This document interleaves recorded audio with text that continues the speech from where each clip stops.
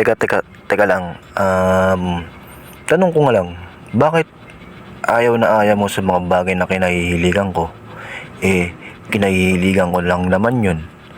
Tsaka, inaano ka ba ng mga kinahihiligan ko? 'Di ba? Ba't ka nagagalit sa mga kinahihiligan ko, 'di ba? Pero tingin ko kung bakit ka nagagalit sa mga kinahihiligan ko.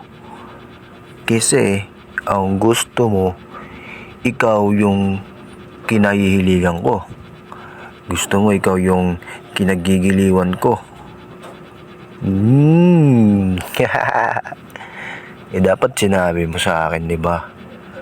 Para isa ka sa mga kinahiligan ko o nilalambing ko, 'di ba? Next time sabihin mo sa akin kung gusto mong ikaw ang lambingin ko para puntahan kita sa bahay ninyo.